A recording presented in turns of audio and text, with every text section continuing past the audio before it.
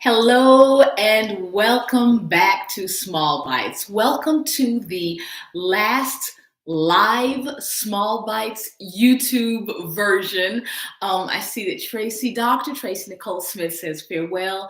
Glad to have been on this journey with you. Tracy, I appreciate you and Mama come back each week. And everyone, for those of you who come back and listen live, or for those of you who come and check it out afterwards, who share it with your school communities. I've got some principals who make sure it goes out in their weekly newsletter. I just want you all to know that I'm very thankful that you come back and you listen and you learn and take those things back into your communities, your educational communities, your family communities, and your larger communities in order to become a more culturally responsive educator and, well, to become a better human being, more empathetic, more accepting. This week, I know I said I was going to talk all about CRT and CRT bans and George Floyd and how we got from one to another in just about a year and a half. When I started Small Bites, it was just after George Floyd's death, and there was a moment across the globe when people saw that we've still got a long way to go when it comes to dealing with civil rights and social justice issues and marginalized population, as well as specifically anti-Black racism. But what I see now, about a year and a half later, is there are people who are enacting different kinds of laws so that, especially in the classroom, those topics will not be able to be discussed. So how do we get from one side to the other? And if you think this is going to be a 5-minute Small Bites, I'm so sorry. I probably should have put it in all my social media stuff. It's going to be a bit longer, but not too long. All right, so the pendulum has swung from one side to the other. And what I've seen happening is that the first time you hear something, it's there's a bit of a shock. And then with the time, you kind of get used to it. It's kind of, for those of us who are older, and we've gotten used to grunting as we sit or stand. Just kind of the norm. It becomes the norm. So we dealt with that immediate shock, but afterwards, as a nation, as a global community, it was almost too painful to continue to look at directly. So we've kind of moved away, and it's moved to the margins. That happens kind of with everything. You see an outrage, you see, oh my God, there's a child missing. And then you forget that there are children that go missing every day. And so that's kind of a coping mechanism. So to give you an allegorical example, let me talk about two friends who have recently hey, Devaney, one of my students is here. I hope you're doing well, sweetheart. You got to check in and let me know how things are going. All right. So an allegory about two colleagues that are dealing with tumors. One colleague talks about the journey and dealing with the tumor. The other colleague doesn't talk about it at all. Really, it's not. I'm not dealing with it right now. I don't have to do anything with it until next year. I'm going to just kind of shelve the topic for now. Now, the problem is that one could say, "Oh, well, I'm not dealing with it. It's not there." And that's not that person's, that's not the way that person is dealing with it. It's just that for now, since the surgery is sometime next year, it's not an issue. The other person is processing, in talking, in sharing. And that's kind of how racism is. It's kind of a tumor, and it's there. And it doesn't really matter if we talk about it a lot or if we don't talk about it. Systemic racism is here. It is kind of baked into our systems. And if you want to go and look at at the bias collection of Small Bites, it kind of goes into how we've gotten to where we've gotten with bias and marginalization. At any rate, whether we talk about racism or not, it's a part of pretty much everywhere, whether it's racism or classism or a caste system. You can call it by different names, but there's always an us and a them. And in Finding Your Blind Spots, the book I just released with Solution Tree, I talk a lot about how there's always an other, an us and them. So racism is essentially about that. And if we talk about it, it's going to be there. If we don't talk about it, it's going to be there. The thing is, if we don't talk about it and we choose not to take any corrective action, we are going to be in a bad place. And so my ask is for politicians and for parents who are happily attacking educators and saying, I don't want you talking to my kid about this. Let's stop and think for a moment. Recently, I had a person say to me, "Oh, I guess you're an overthinker." I was mad. I was so angry. And I realized I was angry because I felt just a little bit called on the carpet and oh my God, somebody actually noticed I'm an over. Yes, I am an overthinker, but how dare he call me an overthinker? So that's kind of what happens if you are having a really strong reaction to finding out that your students your children had a discussion as students with their teacher, with their fellow students about racism or classism or identity politics. If that really bugs you, you might want to look and see why that is. What is it about that makes you so resistant to the possibility that there might be some truth in the fact that there might be some truth when we say that systemic racism is responsible for a lot of the societal ills we deal with? Whatever you're most afraid of and most resistant to, you remember that old phrase, methinks he doth protest too loudly? Well, that's kind of that. And so I'm going to ask DeSantis, if you're listening, I doubt that you are, but if anybody knows him, send him this. And think about, first of all, CRT is not being taught in K-12 education. It's a legal framework that mostly deals with how systems affect, how racism is interwoven in systems and how that affects different people in different ways, different populations in different ways. So that's not being taught.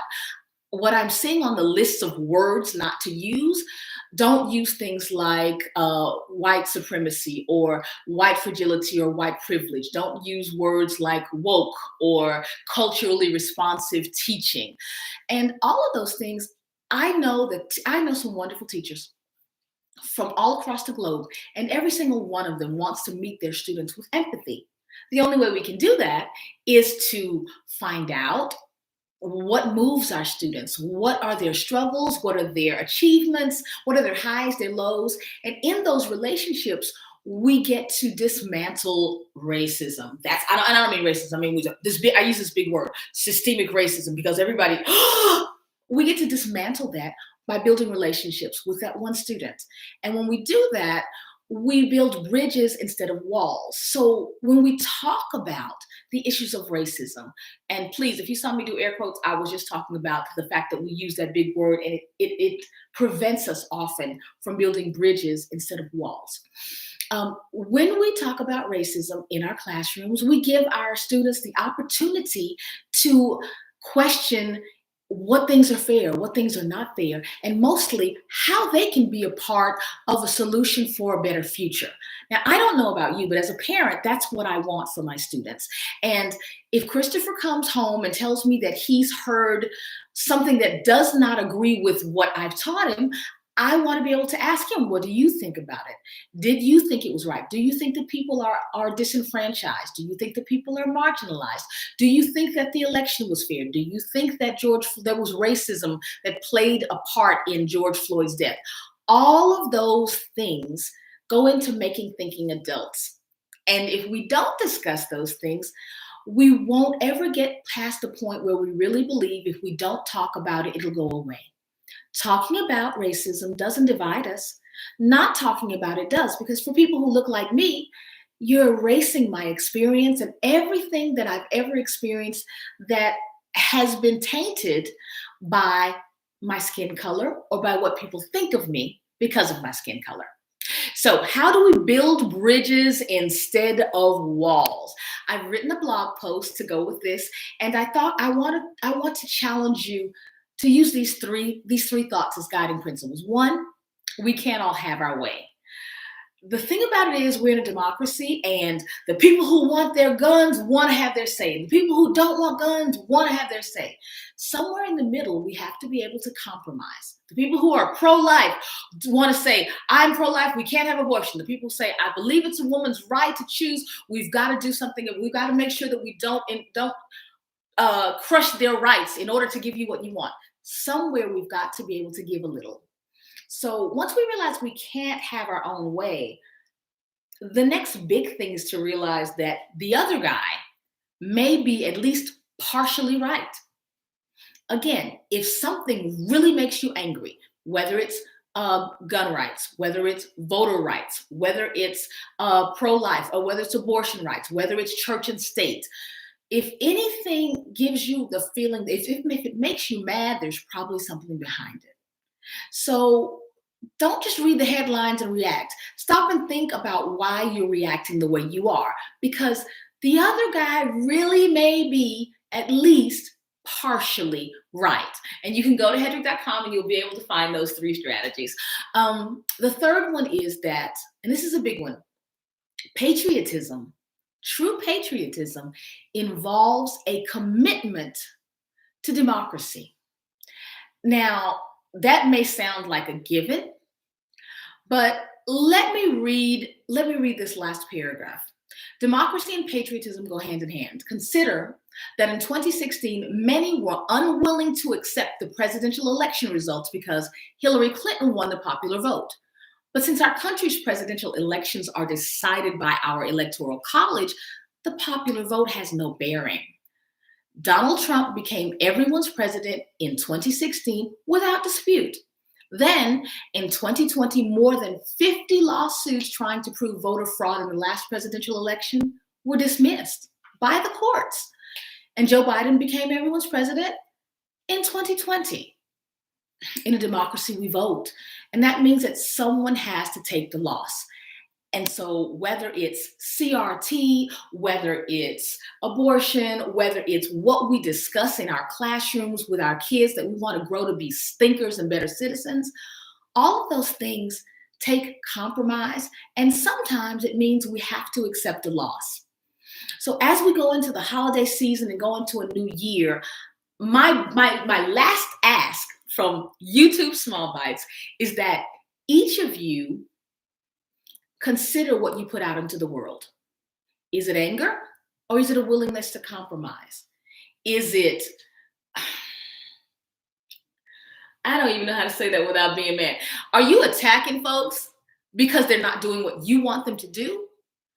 Or are you willing to say, that actually does not directly affect me and my family. I'm going to let that one go. Because a lot of things we pass judgment on really have nothing to do with our immediate families or anything that we ourselves have to deal with. I am done having kids. So whether I'm pro-life or pro-choice, it's kind of a moot point. I personally am done having kids. And that means I'm also not looking to adopt a child. So then I don't want to judge my neighbor's choice. Whether or not I believe that it's murder is immaterial. So my big ask is that we let some things go and that we remember that e pluribus unum on our money, on our great seal, means out of the many, one. And if we're going to continue to get into our CNN and Fox News corners and come out only when we fight, that was not what our founding fathers intended. There's a reason that unity appears, liberty and justice for all.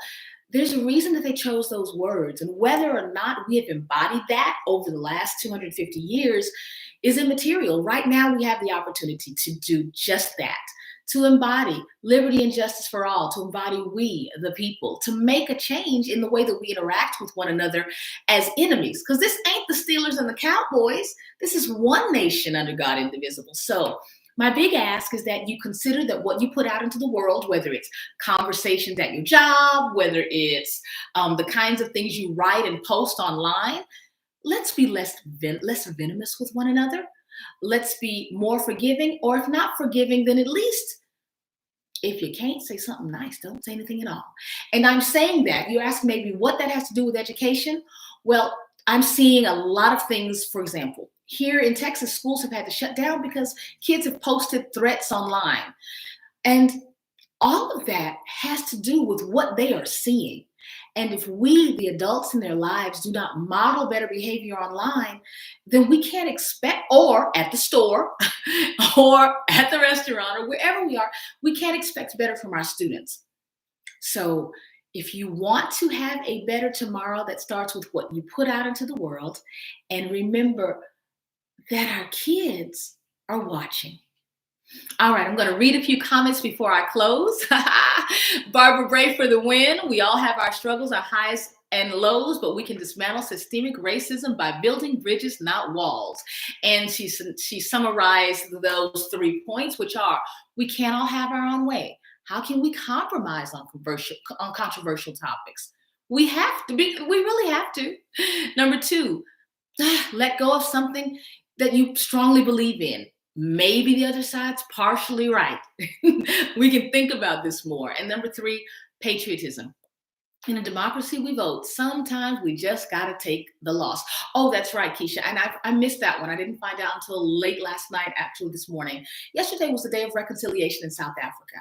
And I am hoping that we will look to places like South Africa and Canada who have done some work in that area. And remember that we've still got a little work to do. Not talking about it is not going to make it go away. Talking about it angrily is not going to make it better, but somehow finding some common ground so that we can go forward together. There's one last point that I did want to bring up live because you need my face.